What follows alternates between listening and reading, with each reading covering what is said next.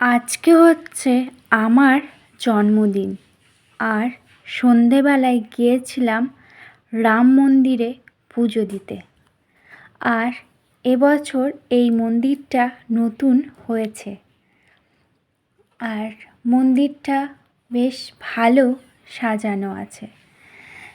আর তারপর এদিকে আমার হাজবেন্ড একটা ছোট্ট ব্যবস্থা করেছে আমার জন্মদিন উপলক্ষে।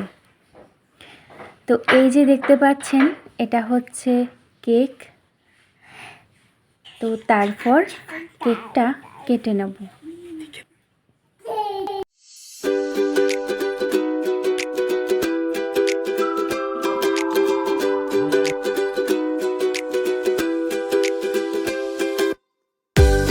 আর আজকে রাতের মেনু হচ্ছে জন্মদিন স্পেশাল বিরিয়ানি।